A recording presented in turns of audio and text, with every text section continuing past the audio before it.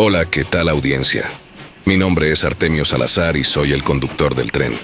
Un día más les doy la bienvenida a este su programa, El Maquinista Historias de Terror.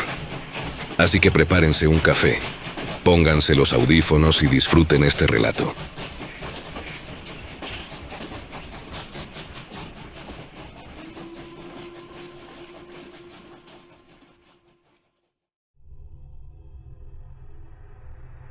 Mi nombre es Briseida y nací en un lugar donde la tierra es colorada y la gente se acostumbra a vivir como si no pasara nada, aunque las cosas se estén pudriendo por dentro.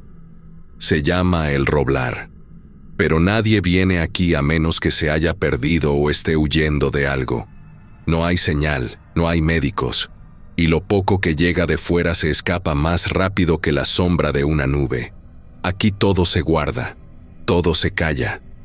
Hasta las paredes parecen mirar de reojo. Pero lo más extraño para muchos y perturbador para otros eran los llamados hijos de la cal. De chiquita, una cosa ya me parecía rara, aunque no sabía decir por qué. Había muchos niños albinos, no 2 ni 3, sino un montón. Piel blanca como la cal, cejas que no se veían, ojos de un azul que parecía agua estancada. Algunos no hablaban casi nada, otros reían a deshoras, sin motivo. Todos ellos nacidos aquí, de mujeres morenas como el maíz tostado, mujeres que no tenían marido, ni novio, ni explicación. Si alguien preguntaba, se encogían de hombros y decían que Dios así lo quiso. Una vez, en la primaria, pregunté si los hijos de la cal eran hermanos o algo, porque muchos se parecían entre sí. La maestra me pegó con la regla y me mandó a rezar al rincón. Me acuerdo bien porque, cuando abrí la Biblia, una lagartija me cayó en la cabeza y todos se rieron. Pero los albinos no. Ellos solo me miraron, los ojos fijos, todos al mismo tiempo, como si supieran algo que yo no. Mi abuela decía que los hijos de la cal eran regalos de la tierra, pero se le quebraba la voz al decirlo. Una vez, borracha de aguardiente, soltó otra cosa, que venían de abajo, de lo hondo, que eran hijos de la culebra blanca. Cuando le pregunté qué era eso, se puso pálida y me dijo que no volviera a repetir ese nombre, que eran cosas de viejas locas. Pero la semilla ya estaba plantada. Con el tiempo empecé a notar que las mujeres solteras desaparecían. No muchas, pero sí las suficientes como para que se notara si uno estaba atento. Una tía mía, Ernestina, se fue una noche y nunca regresó. Dijo que iba a buscar remedios al cerro, que le dolían los huesos. Jamás volvió. Su cuarto quedó igualito, como esperando que alguien volviera a habitarlo. Su madre lloró un día entero, y después no volvió a mencionar su nombre. Nadie hablaba de Ernestina, como si nunca hubiera existido. Y luego estaban los embarazos. Mujeres que vivían solas, que no hablaban con nadie, de pronto se ponían panzonas. Una vecina, Luisa, juraba que era virgen, que no sabía cómo le crecía el vientre. Los curas no venían desde hacía años, así que nadie las juzgaba, pero sí las evitaban. Cuando nacía un albino más, todos se santiguaban bajito y seguían barriendo el patio como si no lo hubieran visto. A mis 18 empecé a soñar cosas raras, no pesadillas, pero sí sueños que se sentían demasiado reales. Un hombre venía a verme por las noches. No le veía bien la cara, pero era blanco, muy blanco. Me hablaba sin mover los labios. Su voz se metía directo en mi cabeza, como un pensamiento ajeno. Me decía que yo era especial, que pronto me iba a tocar. Una mañana, al despertar, tenía las piernas llenas de tierra roja, como si hubiera caminado por fuera. Le conté a mi hermana, que dormía en la misma cama, y me dijo que no me moví en toda la noche. Pero tenía tierra hasta en las uñas de los pies. Un día me armé de valor y le pregunté a don Cruz, el más viejo del pueblo, por la culebra blanca. Me miró fijo, con unos ojos llorosos y amarillos, y me dijo, «No preguntes por eso, niña. Si la nombras, te escucha». A veces pienso que en ese momento ya me había escuchado, que ya había puesto sus ojos sobre mí, y que lo que vino después fue solo su forma de acercarse. Recuerdo bien que, para ese entonces, mi única amiga era Marisela, la hija de la partera. Era 4 años mayor que yo, y tenía unas manos largas que siempre olían a hierbas amargas. Nos juntábamos los martes detrás del cementerio, donde nadie nos veía, y ella me enseñaba a leer las cartas con una baraja despintada que había robado de la cantina. Una tarde de octubre, cuando el sol calentaba con ganas, Marisela llegó con los ojos hinchados de llorar. Le temblaban los dedos al mezclar las cartas. Algo me visita en las noches, confesó sin mirarme. Se para junto a mi cama y respira como si tuviera el pecho lleno de agua. Le pregunté por qué no le decía a su madre. Se rió, pero sonó a llanto. Mamá ya sabe, es la tercera vez esta semana que amanezco con las piernas embarradas y Abrió su blusa lo justo para mostrar una mancha sobre las costillas. Dice que es el precio por lo que hizo mi abuela. Marisela desapareció 15 días después. Oficialmente, se fue a trabajar a una casa en la capital. Pero yo había visto su maleta todavía bajo la cama cuando fui a buscar a su madre para el dolor de muelas. Empecé a hurgar donde no debía. En los cuadernos viejos de la escuela encontré 7 nombres de muchachas que se habían esfumado en los últimos 10 años. Todas entre 18 y 25. Todas morenas. Todas solteras. 5 habían vuelto con un bebé albino en los brazos y la mirada perdida.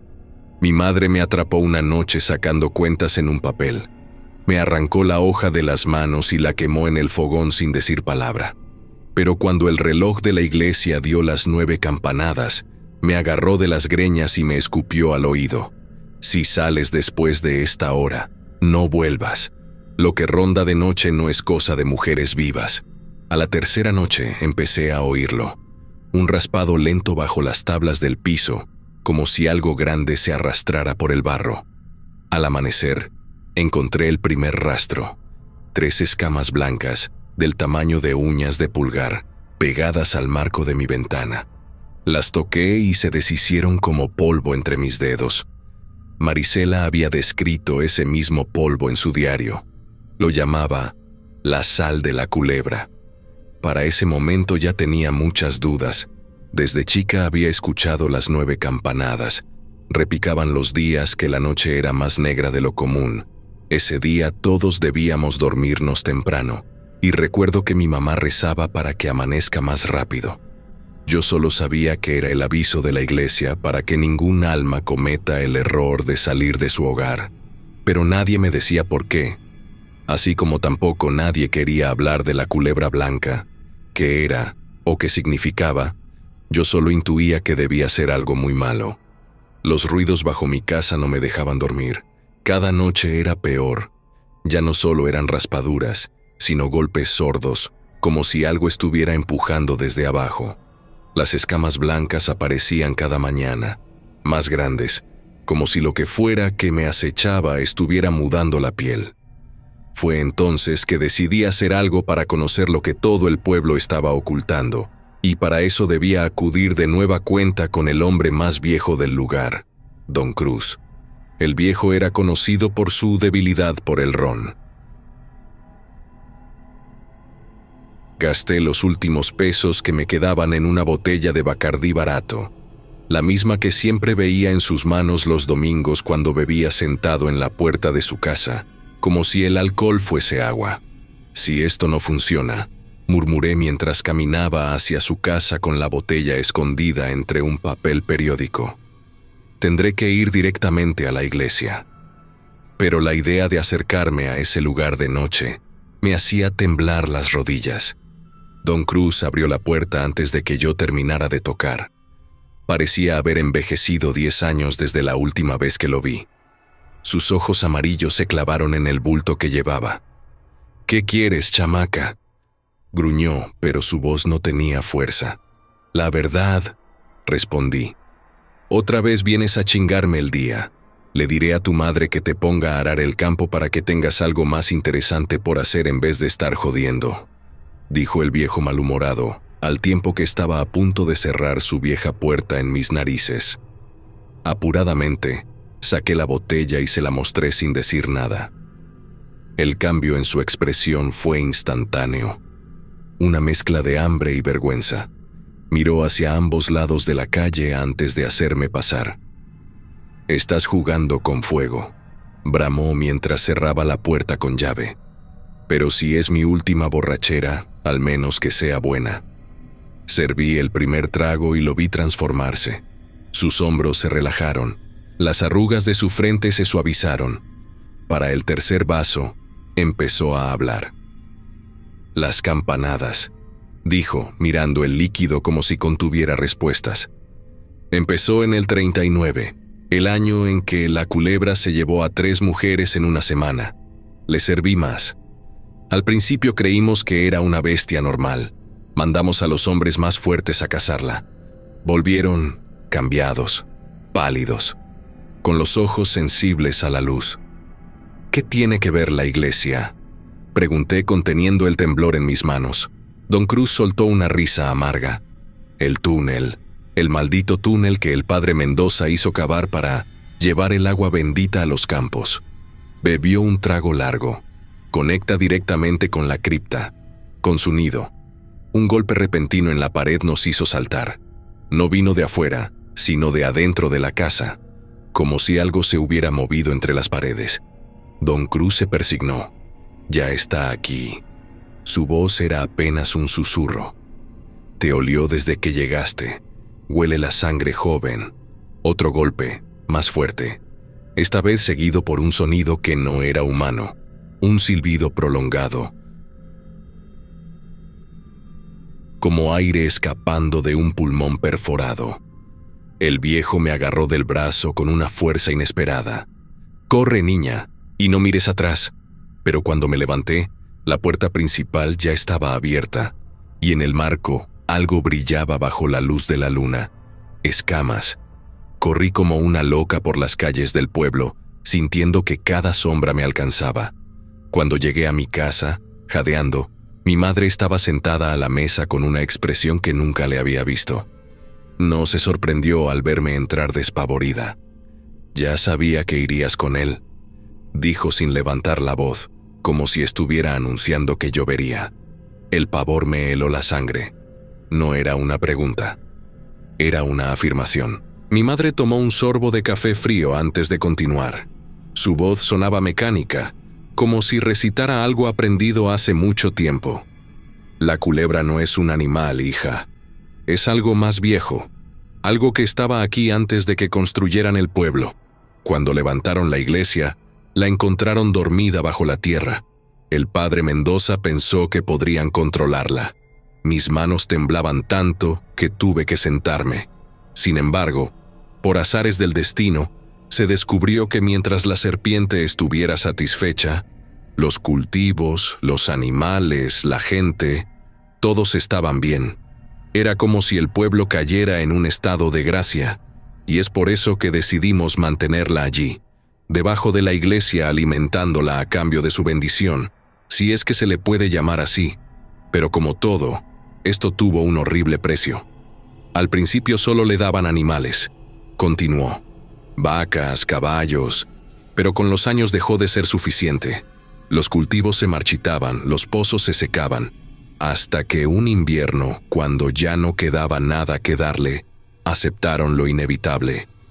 «¿Qué hicieron?», logré preguntar, aunque ya sabía la respuesta. Mi madre me miró directamente a los ojos por primera vez en años. «Le dieron mujeres». El silencio que siguió fue más elocuente que cualquier palabra. Fuera, el viento golpeó contra las ventanas como queriendo entrar. «Durante un tiempo funcionó», susurró. «Las cosechas volvieron, el agua era dulce otra vez, pero luego, la gente empezó a olvidar, a negarse a entregar a sus hijas, y la culebra se enfureció. Señaló hacia la ventana, en dirección a la iglesia. El padre Mendoza descubrió algo antes de morir. Cuando la culebra empieza a gritar como hombre en vez de sisear, es porque saldrá a cazar. Las campanadas no son para protegernos. Son para avisarnos que esa noche toca esconderse. Detrás de ella, mi hermana menor se aferraba a su falda. Cuando la luz de la luna iluminó su rostro, vi que sus ojos ya no eran los de siempre. Eran pálidos, vidriosos, como los de los niños albinos. Tienes que entender, hija. Mi madre apretó mi mano con una fuerza que me dolió. No tenemos elección. La tierra es estéril desde hace años. Los pozos se secan. Si no le damos lo que pide, el pueblo entero desaparecerá. Esa noche, mientras fingía dormir, escuché a mi madre susurrar en la cocina con alguien más. Sí, ella es la siguiente. Está lista. Al día siguiente encontré todas las ventanas de la casa selladas con sal y hierbas. Y en la puerta de mi habitación, una mancha blanca, como si alguien hubiera apoyado una mano empolvada contra la madera. Traté de ignorar todo eso, y me dispuse a marcharme a la escuela. Entonces vi un grupo de gente arremolinada en la puerta de casa de Don Cruz. Cuando me dieron la noticia, sentí un frío helado recorrerme el cuerpo a pesar de que el calor la pegaba con fuerza. El viejo yacía en el patio de su casa, con la garganta abierta de oreja a oreja. No parecía una herida hecha con cuchillo, sino con garras. Lo más horrible no era la sangre, ni siquiera la expresión de terror congelada en su rostro. Eran las escamas, docenas de ellas, incrustadas en su piel como si se hubiera revolcado en ellas. Algunas todavía estaban húmedas, brillando bajo el sol de la mañana. Cuando llegó el alguacil, un hombre que apenas sabía escribir su nombre, no hizo preguntas. Solo miró el cuerpo, luego me miró a mí, y susurró algo que me dejó más helada que el cadáver. «Hablaste de más, viejo». Mientras ayudaban a cargar el cuerpo, noté algo que los demás no vieron. O quizás sí lo vieron, pero prefirieron ignorarlo. Las huellas. No eran de pies humanos. Eran largas, como si algo pesado se hubiera arrastrado desde el cuerpo hasta la cerca.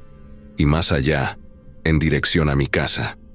Esa tarde, mientras el pueblo fingía llorar a Don Cruz, mi madre me entregó un vestido blanco. «Póntelo esta noche», dijo evitando mi mirada. Es tradición. No hizo falta preguntar para qué. Las mujeres del pueblo empezaron a llegar al atardecer, trayendo velas y flores marchitas. Nadie dijo una palabra, pero sus ojos hablaban por ellas. «Eres la próxima ofrenda». El vestido blanco me quemaba la piel. Las mujeres del pueblo me habían arrastrado hasta la entrada del túnel bajo la iglesia, con una bolsa de cubriendo mi cabeza. «Prepárenla», ordenó la voz ronca del alguacil. Sentí manos ásperas atando mis pies. Mi madre estaba entre ellas. Lo sabía por el sonido de sus llaves colgando del cinturón. «Madre». Logré sollozar bajo la bolsa. Un susurro cerca de mi oído. «Cuando cuente hasta 3, corre hacia los matorrales del cerro». No entendí, hasta que sus dedos encontraron los míos en la oscuridad y depositaron algo frío y metálico. Era un encendedor. 1. Cortó las ataduras de mis pies. 2. Sus manos tiraron de la bolsa. 3. En ese instante varios petardos estallaron y fuegos artificiales se alzaron en el cielo. La gente del pueblo se desconcertó, pues a la culebra no le gustaba el ruido. Luego, entre la confusión, mi madre me empujó hacia la oscuridad, y una chica salió corriendo desde la muchedumbre. Tenía un vestido igual al mío. Se trataba de mi hermana, aunque, salvo mi madre y yo, nadie más se percató. «¡Se escapa!», gritó alguien. El caos estalló y aproveché para correr mientras. Mi madre se plantó frente al túnel con los brazos extendidos como un mártir, su silueta blanca cortando el camino mientras los hombres del pueblo se debatían entre la rabia y la indecisión. Algunos pateaban la tierra con furia, otros intercambiaban miradas nerviosas sin atreverse a avanzar.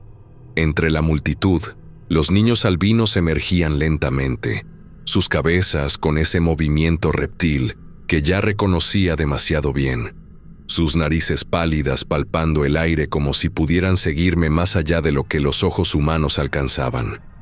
No miré atrás cuando los primeros alaridos comenzaron. El cerro estaba más lejos de lo que recordaba. Los matorrales me arañaban las piernas mientras los gritos me perseguían. «Padre tiene hambre», decían los albinos con sus voces de niño. «Regresa, Briseida», decían los hombres del pueblo para sacrificarme. Al voltear, vi figuras pálidas moviéndose entre los árboles como si se trataran de monos que por ratos corrían en sus 4 extremidades, demasiado rápido. Saqué cuando me sentí alcanzar por los hijos de la cal. Saqué mi encendedor y jugué mi última carta. Prendí los pastos secos y el fuego no tardó en extenderse. Los albinos se detuvieron al borde del incendio. No gritaban, reían. «Igual volverás», dijo el más pequeño mientras las llamas le chamuscaban los pies descalzos. Después de eso, huí hacia la carretera, donde un trailero se apiadó de mí y me llevó hacia la ciudad más próxima. Hice 3 meses, alejada de todo. Había logrado encontrar trabajo. Y diario lloraba pidiéndole a Dios por el bien de mi mamá y mis 2 hermanas. Un día, cuando comenzaba a sentirme mejor, unos mareos me hicieron acudir al hospital. El médico de la ciudad movía su linterna de un lado a otro frente a mis ojos. Presión baja, temperatura corporal de 34 grados. Segura que no consume nada extraño, porque de lo contrario está usted embarazada, dijo. En ese momento mi mundo se derrumbó. No era posible. Nunca había tenido relaciones con nadie. Para descartar, programaron un ultrasonido. Este mostró algo que hizo temblar la mano del doctor. El feto, sus latidos son de 200 por minuto. Eso no es normal, dijo con horror. En la pantalla, la silueta se retorció demasiado rápido para ser humana. Esa noche, soñé con el túnel bajo la iglesia. Mi madre estaba allí, pero ahora su piel brillaba con escamas húmedas. «No huiste», me dijo con la voz del hombre pálido. «Solo nos diste más terreno para cazar. Ahora tengo miedo. Una criatura crece en mi vientre y sé que es la semilla de la culebra blanca, pero no sé qué pueda pasar. Ahora no estoy en el pueblo y temo al hecho de haber traído una maldición a la ciudad».